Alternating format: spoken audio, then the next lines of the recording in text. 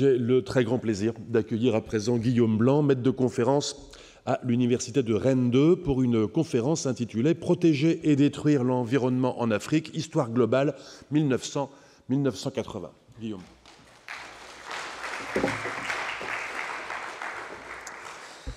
Merci beaucoup pour l'invitation, François-Xavier, et pour toute cette organisation. Donc oui, ça va être une histoire, disons, de la protection de l'environnement en Afrique, mais une protection qui en fait n'existe que parce qu'il y a une destruction à côté. Alors, les références bibliographiques, j'ai été plus fainéant peut-être que mes collègues, c'est que je vous ai mis à chaque fois les livres. Donc, si vous voulez noter, vous notez, mais je n'ai pas mis la référence en entier. Mais au moins, il y a les références de ce qui est cité, ce qui est quand même pas mal. Alors, en guise d'introduction, on peut dire que oui, pour le sujet, on commence en 1900, mais c'est ce que tous les collègues viennent de dire, que bien sûr, ça s'inscrit dans une autre chronologie. Pour l'histoire de la prédation et de la protection de l'environnement, l'histoire, elle remonte au moins au XVIIe, XVIIIe siècle, c'est-à-dire avec la colonisation des îles tropicales par les Européens, donc que ça soit Maurice, La Réunion, Sainte-Hélène, etc., où en fait, quand les Européens commencent à exploiter l'environnement qu'ils viennent de coloniser, donc on va dire XVIIe siècle, eh bien, face aux dégâts qui s'en suivent, au XVIIIe, ils tentent aussi de le conserver. Donc des canaux d'irrigation, des enclosures de conservation, etc. On a toute une palette d'outils qui visent à protéger les ressources pour les utiliser de la façon la plus durable possible.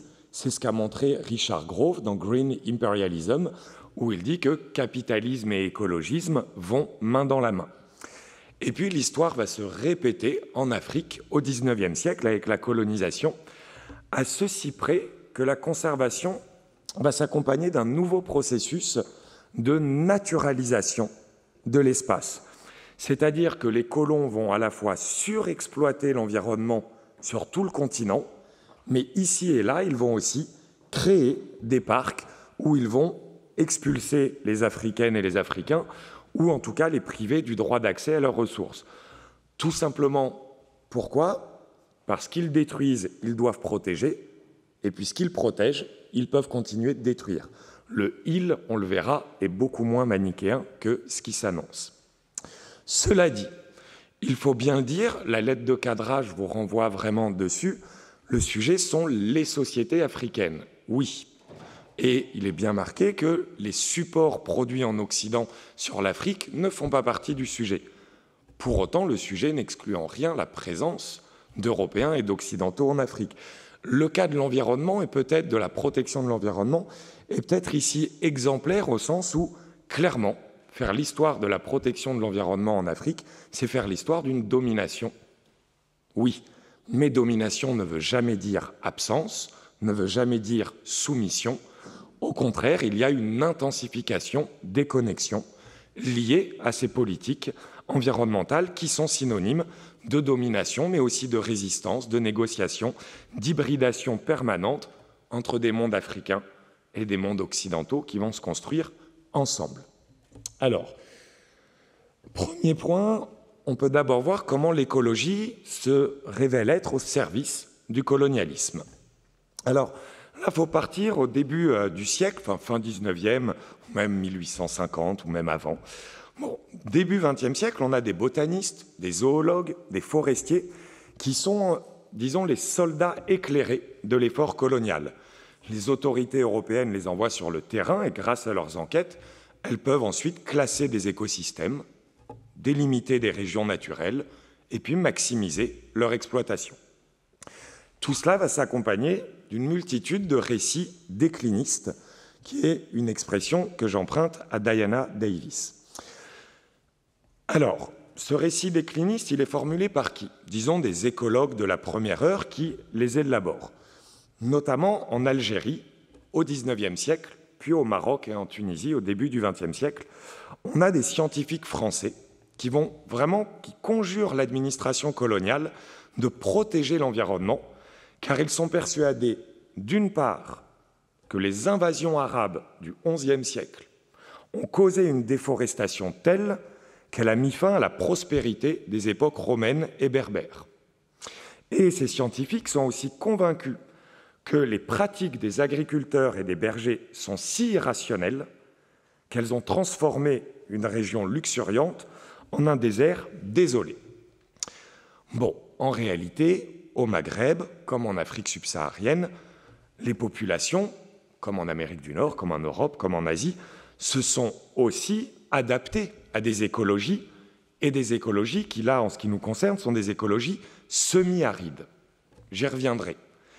Mais ce qu'il faut préciser, c'est que les autorités coloniales ont tout intérêt à reprendre à leur compte ce récit décliniste, puisqu'il permet d'exproprier légitimement les populations, ou au moins de restreindre leur accès à des ressources naturelles que seuls les Européens sauraient, eux, gérer rationnellement. Maintenant, il faut dire que dès le 1er XXe siècle, les écosystèmes africains se dégradent bel et bien. Il faut vraiment insister là-dessus, la colonisation représente un choc écologique sans précédent. L'essor de l'agriculture provoque des déboisements massifs sur tout le continent. On n'a pas beaucoup d'archives précises là-dessus.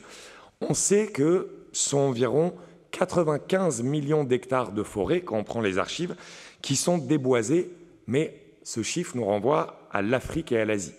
Ce qu'on sait en tout cas, c'est que c'est 4 à 5 fois plus sur le premier XXe siècle que dans les 2 siècles précédents. On a aussi la mondialisation du commerce de l'ivoire et des peaux de bêtes, lions, léopards, qui entraînent la mort de dizaines de milliers de grands fauves. À titre d'exemple, chaque année, fin XIXe siècle, c'est 65 000 éléphants par an qui sont tués en Afrique. On sait aussi que le développement des transports en général, et du rail en particulier, accentue le déboisement, mais aussi l'effondrement de la faune, puisque les ouvriers vont se nourrir d'une viande chassée à proximité. On a aussi les chasseurs naturalistes.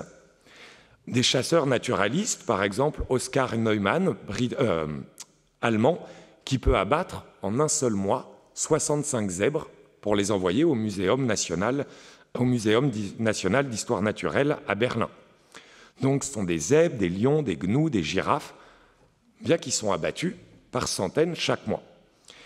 Et puis on a les administrateurs coloniaux et puis les élites coloniales, pas tous les colons, ce n'est pas une classe homogène, qui s'adonnent à la chasse sportive, où ils expriment leur capacité masculine à dominer la nature et ceux qui l'exploitent. Bref, colonisation et prédation vont ensemble.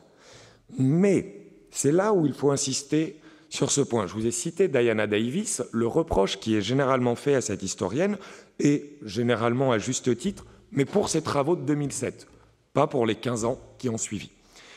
C'est de ne pas avoir vu la participation des sociétés africaines à toute cette histoire. Les travaux, notamment de cet ouvrage, mais aussi, par exemple, d'Isabelle Surin, montrent bien que les Africaines, les Africains sont des acteurs à part entière. Ils guident les scientifiques sur le terrain. Ils leur transmettent leur connaissance du milieu. Ils servent d'intermédiaires entre les chasseurs européens et les marchands arabes et swahilis.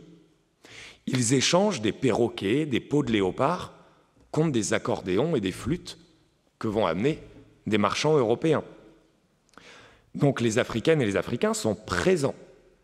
Sont-ils pour autant responsables de l'ampleur des destructions qu'engendre le capitalisme colonial? Pas forcément. Mais en tout cas, les préjugés coloniaux sont tels, sur un orientalisme qui finalement n'a pas de délimitation géographique, l'orientalisme pèse autant sur l'invention de l'Orient que l'invention de l'Afrique, eh bien les colons vont tenir les colonisés pour responsables de la dégradation de leur milieu. Et puisqu'il y a dégradation, il va y avoir protection. C'est le début de l'ère des réserves de chasse. Ici, il faut vraiment noter qu'on a un travail transimpérial qui se met à l'œuvre. Partout en Afrique, les colons vont s'investir dans la création donc de réserves. Et puis les réserves, il faut vraiment suivre les mots. Réserves de chasse, c'est des réserves où chasser. Alors, Les premières réserves, elles voient le jour en 1897 dans le Tanganyika allemand, et puis début 20e dans l'Afrique de l'Est britannique. En fait, les autorités vont définir des saisons de chasse, délivrer des permis, auxquels les intermédiaires africains de la colonisation ont encore le droit pour chasser. Et puis, on a une grande réunion, une conférence internationale à 1900 à Londres. Donc, vous voyez, ce n'est pas la première conférence panafricaine, c'est la première conférence impériale, mais qui va réunir les empires allemands, espagnols, belges, français, italiens, portugais, sur la conservation des espèces sauvages africaines. Il est intéressant de noter que l'événement a lieu au printemps, afin que la saison de la chasse soit terminée en Afrique de l'Est britannique et que les chasseurs puissent participer à cette réunion. Et en effet, ils y sont, et ils sont responsables, jusqu'à la fin des années 20, eh bien, de la codification des pratiques à cette conférence et dans les archives qu'on en tire, et ensuite sur le terrain de la multiplication des réserves de chasse sur tout le continent.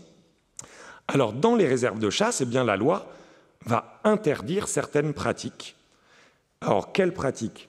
Celles des mauvais chasseurs, donc qui vont être définis comme braconniers, puisque les Africains sont accusés de chasser avec cruauté, de chasser la nourriture, à l'arc et à la lance.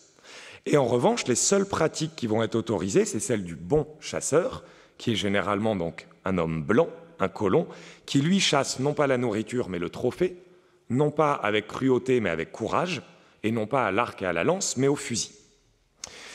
Et donc sur place, ça va se traduire par la restriction de l'accès des Africains à leurs ressources, et pour les autorités coloniales, à un moyen d'engranger des revenus et de contrôler les chasseurs européens. Voilà comment se décline ce travail transimpérial. Mais ça nous donne partout des contestations. Alors les contestations vont se multiplier dans et autour des réserves dès le début du XXe siècle. Le problème, c'est qu'on n'a pas énormément d'archives pour voir l'ampleur des contestations. On en a en fait uniquement quand les contestations sont massives. La plus grande contestation dont on a une trace, c'est la révolte dite des Maji-Maji, ou la révolte Maji-Maji dans le Tanganyika allemand, à la fin 1905. Alors pourquoi? L'État allemand veut imposer l'État et l'économie impériale. Pour ça, ils interdisent les feux de brousse et ils obligent les cultivateurs à vendre leur surplus pour substituer à l'agriculture de subsistance, bien une agriculture productrice de richesse. Donc, ils proscrivent les feux de brousse, ils proscrivent aussi les pièges pour la chasse. Et donc, le but est vraiment, je vous l'ai dit, de sédentariser et de contrôler les pasteurs et les chasseurs. Là, il n'y a pas encore de mécontentement. Quand est-ce que les mécontentements arrivent? Quand vous limitez la chasse, eh bien, les porcs sauvages et d'autres grands fauves apparaissent et se multiplient. Et ces porcs sauvages vont s'attaquer aux humains. Donc non seulement les humains sont privés de leur source de revenus, et les chasseurs sont privés eux aussi de leur source de prestige et de revenus, les chasseurs africains. Eh bien, ce sont les chasseurs africains qui lancent la révolte, et des milliers de cultivateurs vont les rejoindre pour revendiquer eux aussi le droit de contrôler leurs ressources. La révolte durera plus d'1 an. Cette révolte, elle ne doit pas effacer ce qui est moins trouvable dans les archives, à savoir des résistances quotidiennes. Les résistances quotidiennes, ça peut être du braconnage, ça peut être l'attaque d'un garde de chasse, ça peut être le trafic de faune avec des chasseurs européens. Encore une fois, j'insiste, les pratiques sont hybrides. Les guides africains, les porteurs, les assistants, les colonisés transmettent aux colons leur connaissance des itinéraires de la grande faune, leurs techniques adaptées au terrain et au gibier africain, qui ne sont pas les mêmes que la chasse en Europe. Mais, là encore, l'effondrement écologique, qui, on va dire, est européo-africain, existe bel et bien. Le lion, le buffle, l'éléphant, les girafes continuent de disparaître sous l'effet de la chasse, de l'agriculture, de la foresterie, de l'industrie coloniale. Et bien du coup, dans chaque réserve, la législation se fait de plus en plus restrictive. Les Africains, là, en sont sinon expulsés, au moins totalement privés d'accès. C'est ça, hein, une réserve. c'est-à-dire que des pratiques qui sont autorisées à l'extérieur sont proscrites à l'intérieur. Voilà pour l'ère des réserves de chasse. Maintenant, on peut passer à une deuxième période, on va dire des années 30 aux années 60. Comment est-ce que la colonisation et la naturalisation de l'Afrique vont main dans la main? Avant de commencer là, ce grand tas, il faut bien retenir que les Britanniques, les Allemands, les Belges, les Italiens, les Français, donc les conservationnistes, ce sont des chasseurs de trophées, sont des administrateurs coloniaux, sont des naturalistes collecteurs de spécimens, et surtout sont des hommes connectés. Alors, c'est ces connexions qui fondent l'ère des parcs. Alors, comment on passe des réserves aux sanctuaires? Ces conservationnistes, ils sont rassemblés notamment autour de la Society for the Preservation of the Fauna of the Empire. C'est britannique, mais ça rassemble beaucoup d'autres conservationnistes des autres empires. Ils sont aussi rassemblés autour du Shikar Club, qui existe toujours aujourd'hui. Alors le Shikar, pour rentrer au Shikar, il faut avoir fait ses preuves sur au moins 3 continents. Afrique, Asie, et l'Europe peut être un des continents, mais il faut que ça soit de la grande faune. C'est la condition pour rentrer au Shikar. Et ces chasseurs, dans les années 20, deviennent, c'est eux-mêmes qui vont s'appeler ensuite comme ça, des repented butchers, des bouchers repentis. Et ces bouchers repentis, ils vont mettre sur pied, alors attention pour l'acronyme, l'Office international de documentation et de corrélation pour la protection de la nature, OIDCPN. Vous pouvez passer le suspense, c'est l'Union internationale pour la conservation de la nature. Ils mettent ça en place 1923 ou 1928, selon les archives. Et donc, c'est un vrai réseau interimpérial au service de la création de réserves de chasse. C'est-à-dire que ce réseau leur permet de peser sur les administrations coloniales pour promouvoir la conversion des réserves de chasse en sanctuaires dédiés à la vie sauvage. C'est leur nouvel objectif. Alors on a le premier parc qui est créé, le parc Albert au Congo, en 1925. C'est le parc Virunga.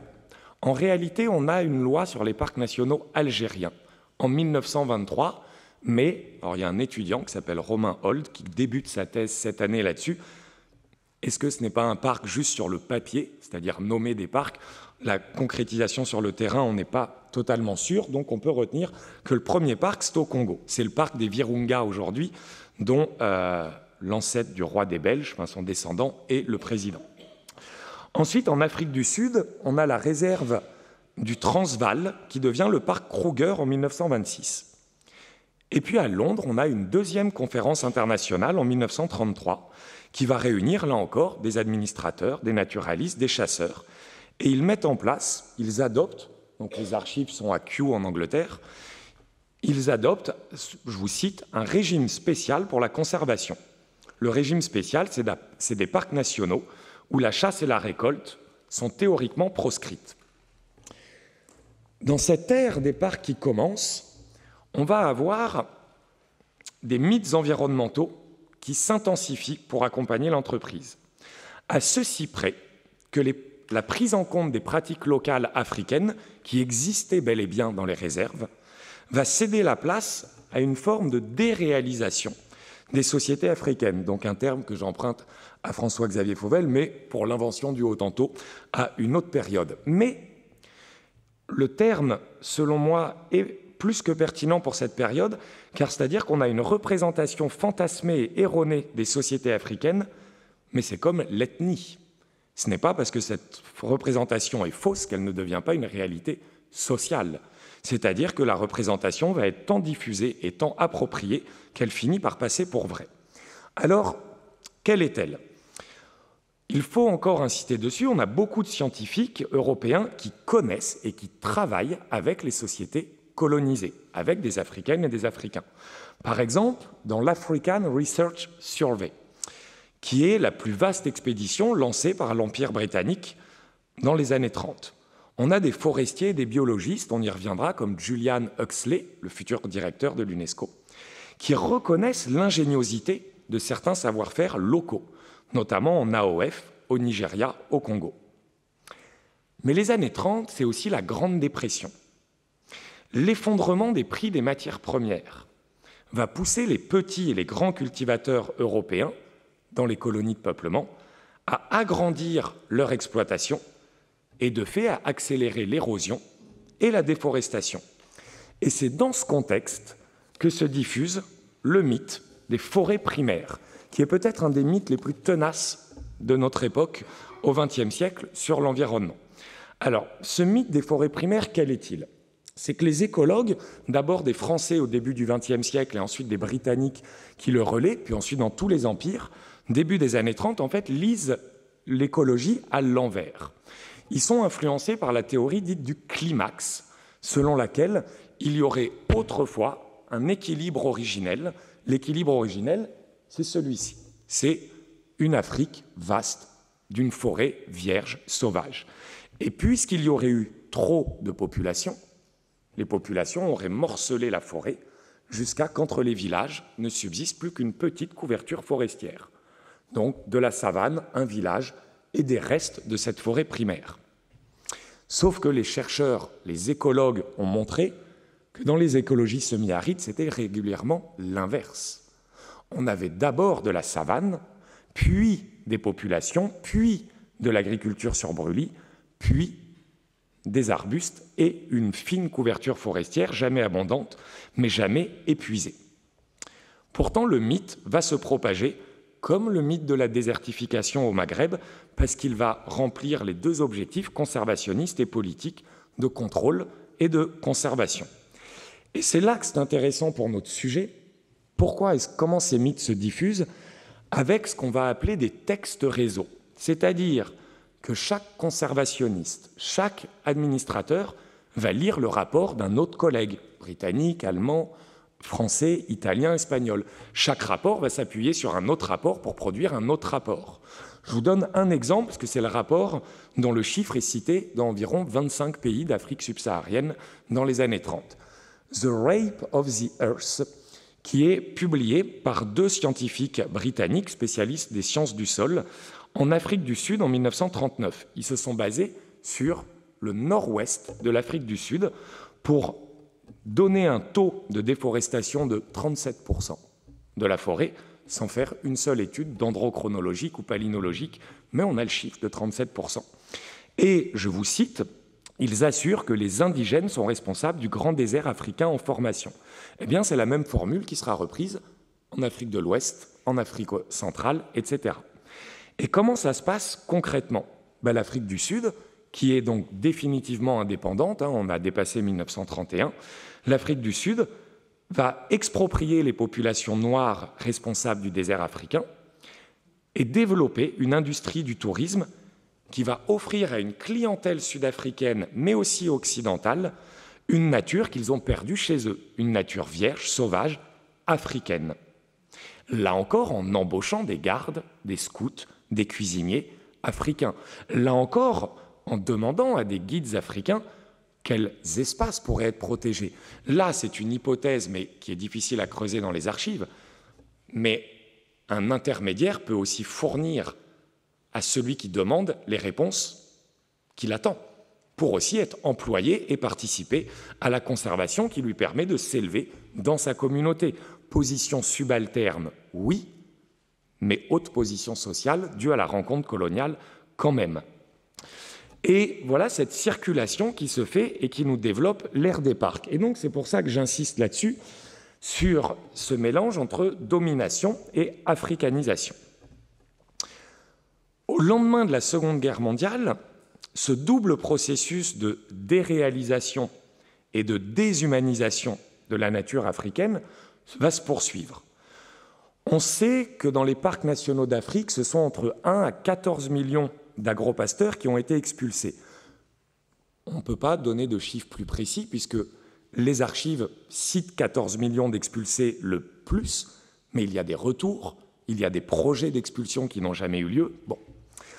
Alors, comment ce processus se poursuit, mais il y a 3 tendances inédites qui se dessinent dans l'après-45. Donc, vous voyez que la chronologie est importante. La première, c'est l'expertise, ou ce que Joseph Hodge a appelé le triomphe de l'expert.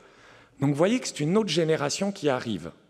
On n'est plus avec les zoologues, botanistes, forestiers, 1900-1930, on va dire, mais on a une autre génération, 1930-1980, d'écologues et d'experts.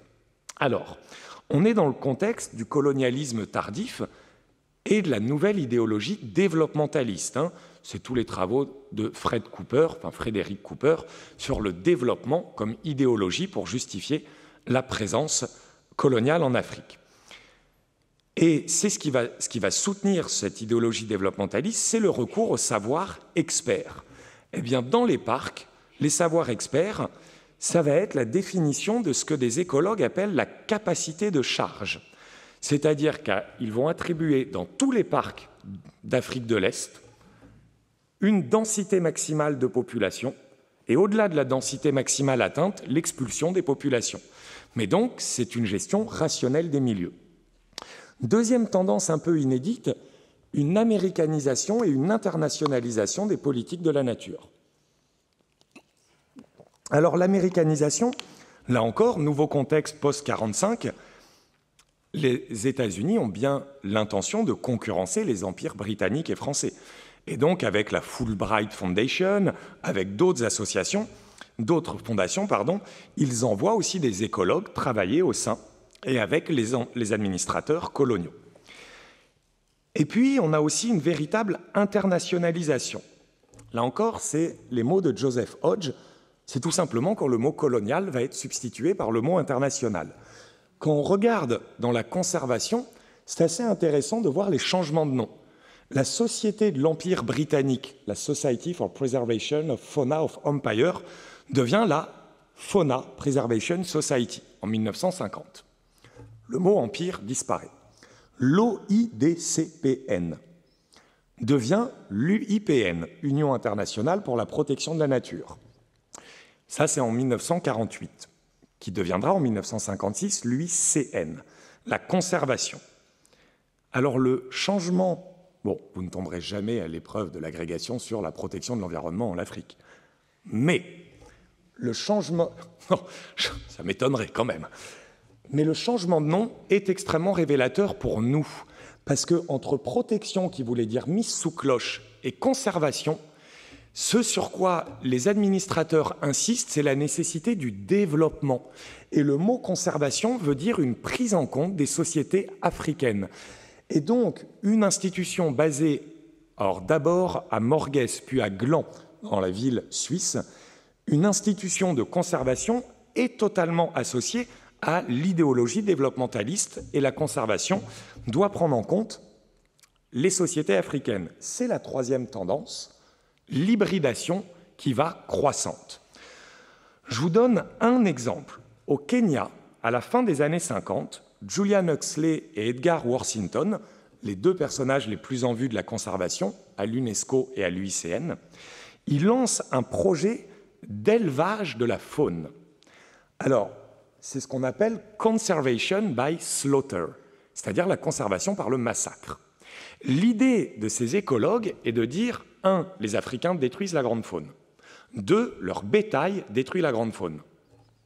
Comment solutionner ça? Si on remplace dans le régime alimentaire des Africains le bétail par la grande faune. Donc ils se mettent à cultiver des zèbres, des éléphants, des lions, pour les abattre et remplacer ces fauves, que ces fauves deviennent la source de nutrition, de protéines animales. Et là-dedans, ils forment des écologues kenyans pendant plus d'une décennie. Bon, le projet sera arrêté parce qu'au niveau de la préservation, ça a quand même soulevé quelques oppositions de chasser et de tuer des lions et des éléphants. Mais, en tout cas, une hybridation. On peut prendre aussi Born Free, le roman de Joy Adams.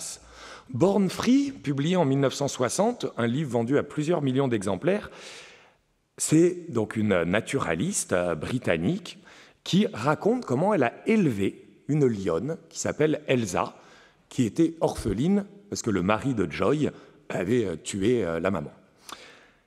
Ce livre, dans l'historiographie jusqu'aux années 90, est passé pour l'exemple même du néocolonialisme. Alors voilà, la lionne a un nom, Elsa, et c'est vrai que les Africains qui s'en chargent, eux, n'ont pas de nom, etc. En réalité, quand on lit Born Free, Joy Adams, elle met systématiquement en avant tous les Africaines et les Africains qui sont autour de la lionne.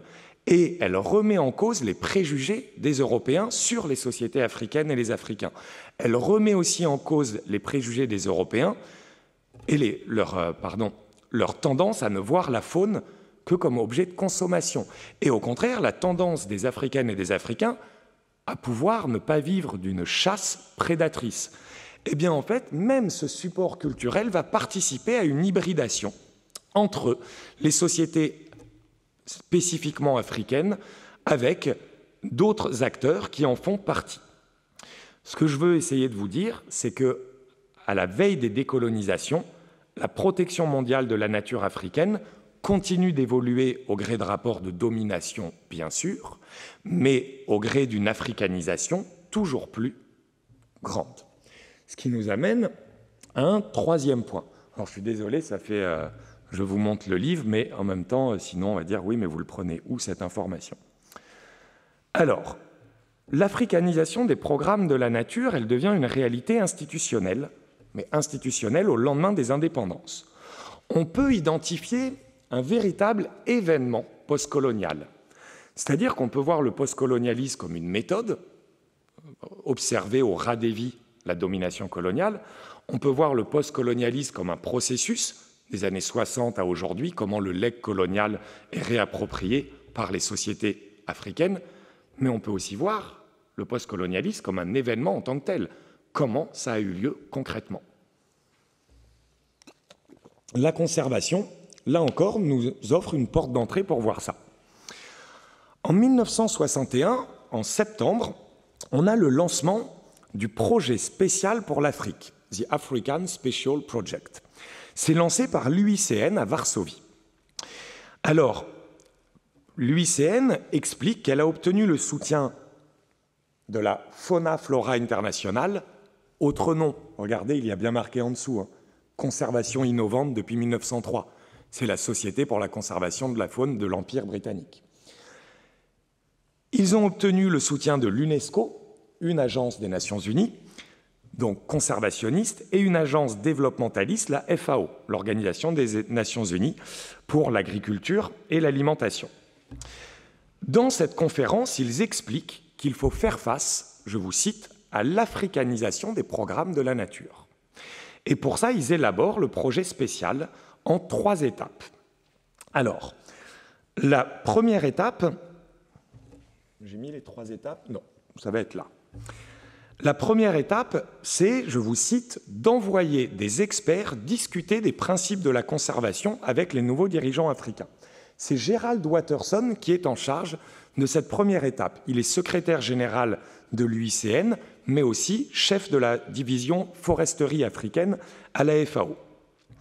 Il visite en 2 mois le Soudan, l'Éthiopie, le Kenya, le Tanganyika, l'Ouganda, les 2 Rhodésies. Contrairement à Nelson Mandela, on a des archives, il les a visitées. Mais en 2 mois, il n'a pas pu faire d'études, mais je vous cite sa conclusion.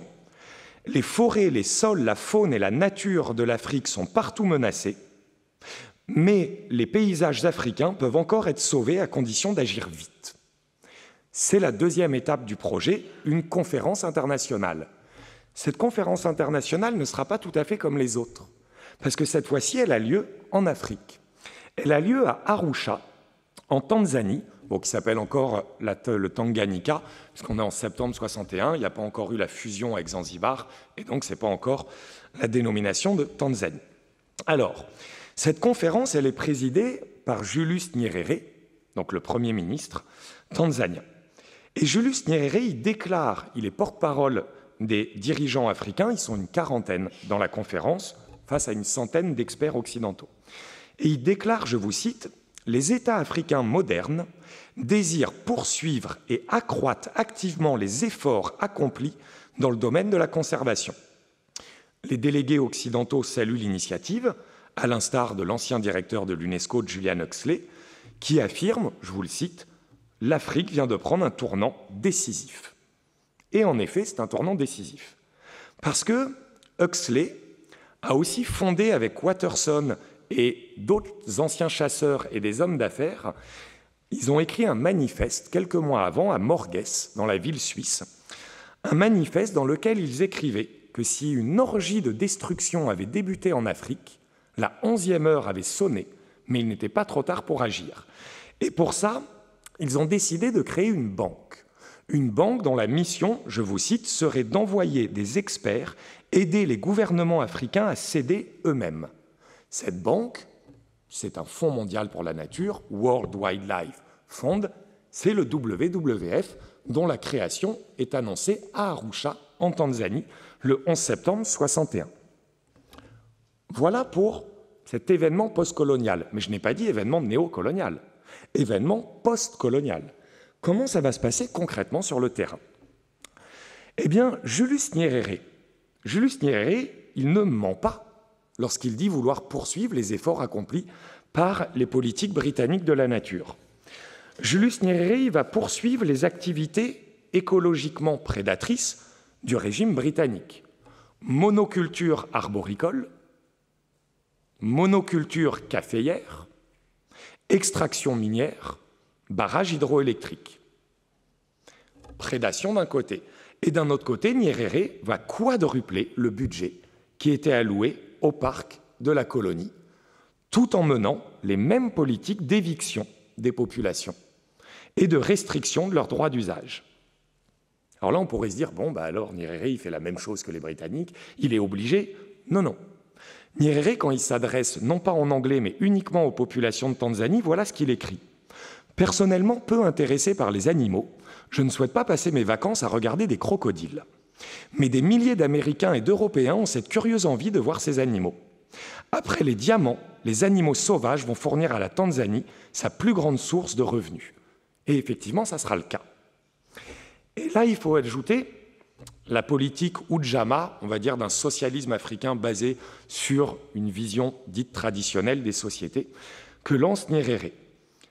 Nyerere, pour mettre en place cette politique, on va dire, de socialisation des campagnes, c'est aussi une villagisation. Je caricature en disant que c'est à la soviétique, mais la villagisation des campagnes. Mais comment on fait pour regrouper plein de paysans dans un seul village productif? Il faut bien les déplacer auparavant. Eh bien, les parcs lui donnent le moyen de mener ces déplacements de population. Et en plus, les parcs lui donnent la légitimité internationale et les fonds internationaux. Donc, vous voyez, au début des années 60 et dans toutes les années 70, eh bien, les nouveaux leaders africains ont besoin de la légitimité et des fonds des institutions internationales. Eh bien, il va s'agir de faire reconnaître la nation par l'extérieur pour mieux l'imposer à l'intérieur.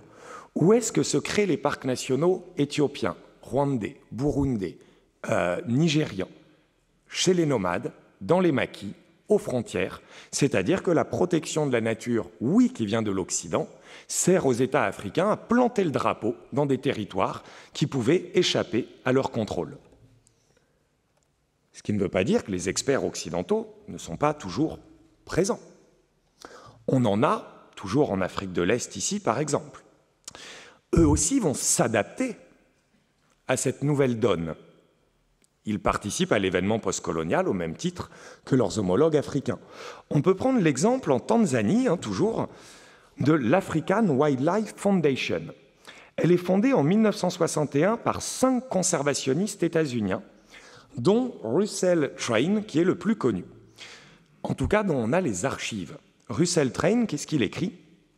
Il écrit à sa famille une correspondance dans laquelle il dit qu'il a un besoin désespéré d'agir, car avec les races autochtones qui gagnent de plus en plus de contrôle sur la destinée du continent africain, le sort de la faune sauvage est aujourd'hui plus que jamais incertain. Et le but de cette fondation est, je vous cite, de former les nouveaux gardes africains des parcs du continent aux normes internationales de conservation.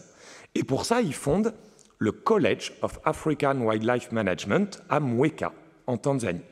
Dans ce collège, dont on a des archives, on a les gardes de parc éthiopiens, sénégalais, ougandais, tous les scouts viennent se former ici, envoyés par des États africains qui, eux, poursuivent aussi des politiques nationalistes sur place. Donc, on a véritablement un événement postcolonial qui donne un jeu véritablement global. Puisque le sujet, c'est une histoire des connexions, on peut regarder au ras du sol comment se font ces connexions. Ce jeu global, il y a d'abord des reconversions. Je vous l'ai dit, le WWF le dit bien dans ses archives, le but est d'envoyer des experts aider les gouvernements africains à s'aider eux-mêmes. Mais qui sont ces experts? Tout simplement des administrateurs coloniaux qui se retrouvent au chômage et qui se reconvertissent en experts internationaux.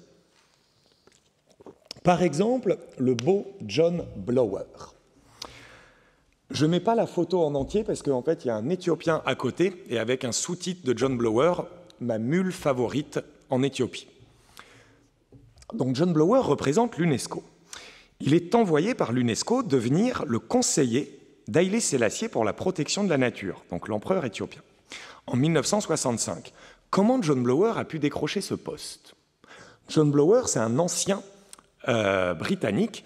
Il a fait la Seconde Guerre mondiale dans la West African Frontier Force. Il a décroché un diplôme de foresterie à Édimbourg. Il est revenu être garde du parc en Tanzanie, dans le Serengeti. Puis il a été envoyé, comme tous les rangers, réprimer la révolte des Mau Mau au Kenya, parce que des rangers, ça parcourt les montagnes. Puis on l'a nommé garde en chef des parcs d'Ouganda. Et en 1962, indépendance, chômage. Mais dans toutes ces circulations, il a rencontré d'autres experts. Et c'est Leslie Brown, un de ses collègues au Kenya. Leslie Brown, au Kenya, devient conseiller et expert pour le WWF et l'UICN. Leslie Brown recommande John Blower à l'UNESCO. L'UNESCO recommande John Blower à Haïlé Sélassié. Haïlé Sélassié l'embauche. Et John Blower arrive en Éthiopie en 1965. Il doit créer les premiers parcs nationaux du pays. Et là, quand on a ces archives, on voit à quel point il mobilise une diaspora de faiseurs de patrimoine. On a une véritable diaspora internationale où il envoie des offres d'emploi et on a les CV des gens qui vont candidater pour être gardes des parcs éthiopiens. Ces gens nous viennent du Canada, mais qui étaient déjà en Afrique. Américanisation des politiques de la nature. Ils nous viennent du WWF, de l'UNESCO, des États-Unis, de l'African Wildlife Foundation, de la FAO, de Londres, et ils ont quasiment tous en commun d'avoir fait leur classe à l'époque coloniale. Et donc ils arrivent dans les parcs en Éthiopie, embauchés par John Blower. Ils deviennent gardiens-chefs, ils recrutent des scouts éthiopiens avec qui ils délimitent les lieux, avec qui ils sanctionnent les habitants d'amendes ou de peines de prison, et avec qui ils organisent les premiers déplacements de population. Alors là, on pourrait se dire, donc c'est vraiment néocolonial. Encore une fois, jamais. Maintenant, on peut prendre l'instrumentalisation par le pouvoir, par exemple, éthiopien. Là, je vous décline ça à l'échelle éthiopienne. Haïlé Sélassié, il n'a jamais oublié qu'en 1936, la Société des Nations a laissé Mussolini et l'Italie fasciste envahir l'Éthiopie depuis l'Érythrée. Puis, Haïlé Sélassié a misé sur une construction centralisée de la nation éthiopienne, mais c'est la politique, la théorie de l'extraversion, mais la nation éthiopienne existe avant tout parce qu'elle est reconnue en tant que telle par l'extérieur, parce qu'elle ne serait pas reconnue à l'intérieur par peut-être la moitié de la population. Mais la légitimité internationale renforce celle nationale. Haïlé Sélassié, il ne crée pas ses parcs au hasard.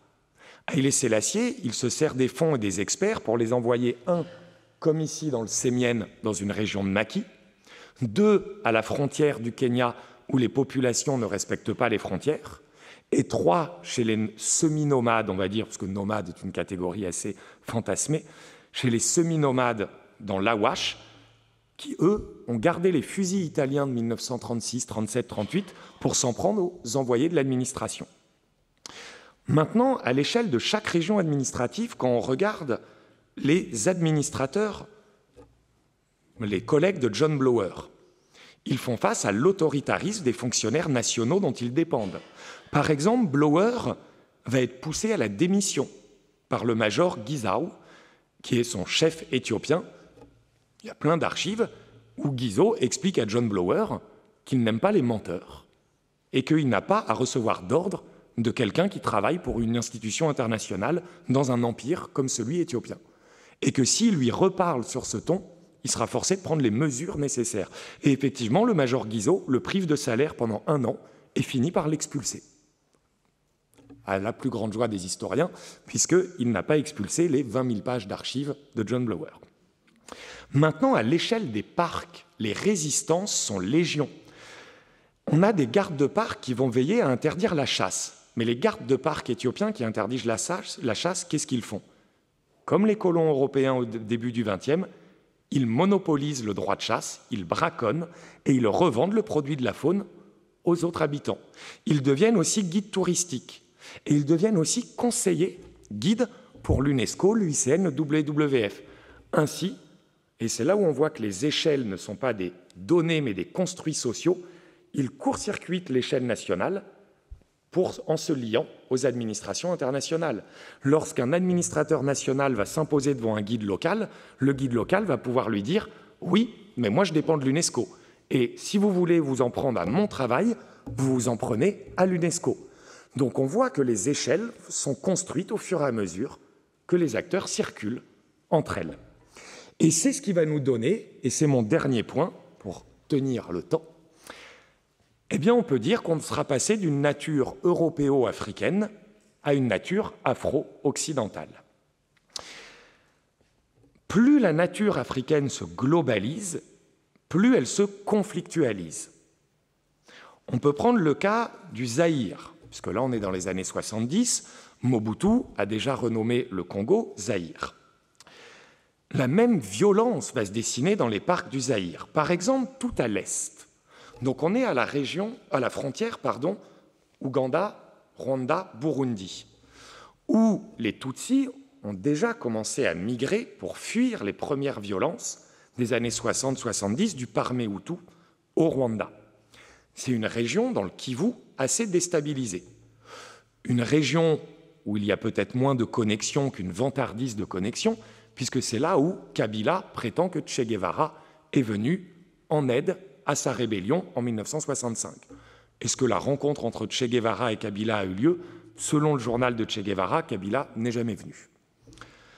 Mais Kabila, et là ce n'est pas de l'essentialisation que de dire cela, est un seigneur de guerre dès les années 70. Et il va tenir l'est du Congo. Où est-ce que Mobutu insiste pour créer des parcs et envoyer les experts internationaux? Dans l'est du Congo. Politique internationale, objectifs nationaux. Les connexions, bien entendu, ne sont pas toujours aussi violentes.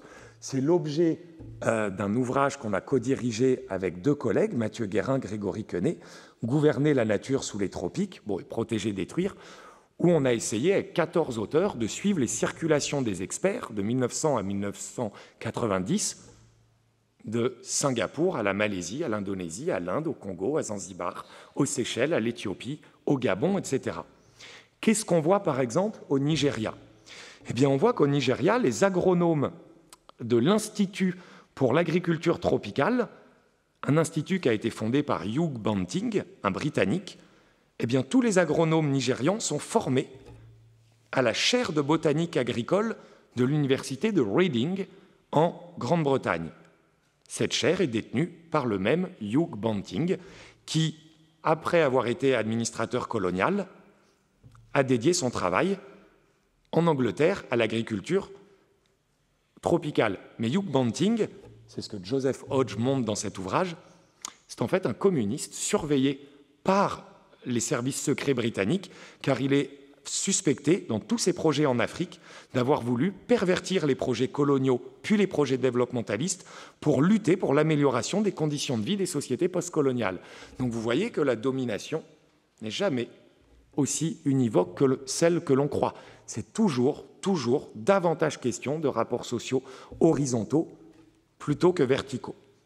Et pour terminer, en Afrique, eh bien, on peut voir qu'on a une politique qui consiste à mondialiser la nature, mais depuis l'Afrique. En 1972, l'UNESCO, et donc ses États membres, ont adopté leur convention concernant la protection du patrimoine mondial culturel et naturel. C'est la liste du patrimoine mondial de l'humanité. Comment ça se passe concrètement? L'UNESCO classe des parcs naturels et des espaces culturels. Pour les espaces culturels, ils font appel à l'ICOMOS, une institution sur les musées. Pour les espaces naturels, ils font appel à l'UICN et à ses experts. Et donc, l'UNESCO demande à tous ses États membres, environ 190 à cette époque, eh bien de soumettre leurs propositions pour voir classer des espaces sur la liste du patrimoine mondial. Cela va durer 6 ans, où des États africains, nord-américains, européens, asiatiques envoient des candidatures. Comment ça se passe en Éthiopie? En Éthiopie, Mengistu Haïlé Mariam, qui a renversé Haïlé Sélassié, il va jusqu'à battre monnaie avec le symbole du WWF sur les pièces éthiopiennes pendant 1 an. Et il invite les experts à voir cela. Et il invite les experts notamment dans le parc du Sémienne et dans le parc de Lomo. Mais il n'est pas bête, Mengistu. C'est ici qu'a déjà commencé, comme tragiquement depuis 2 ans, la rébellion contre le régime révolutionnaire. Le TPLF qui sera au pouvoir en 91 a pris le maquis dans le Sémienne. Le Front de libération de l'Oromo est déjà en train d'agiter toute la région Oromo. Mengistu continue la même politique que celle impériale, faire reconnaître la nation par l'extérieur, mieux l'imposer à l'intérieur. Et beaucoup d'autres pays le font, au point que ce sont les États africains qui vont participer activement à la charte du patrimoine mondial. Et en 1978, eh bien, sur les 9 premiers sites à être classés dans le monde entier au patrimoine mondial, 2 sont éthiopiens. Et dès l'année suivante, les parcs de Tunisie, du Zaïre, de Tanzanie, du Sénégal, de la Côte d'Ivoire sont classés au patrimoine mondial de l'humanité. La nature africaine est donc devenue l'avatar d'un monde afro-occidental et définitivement post-colonial, c'est-à-dire un monde où, si domination il y a, ce n'est que pour intensifier les connexions, et les connexions révèlent systématiquement que ce système a beau être occidental, il n'en est pas moins africain. Et je vous remercie.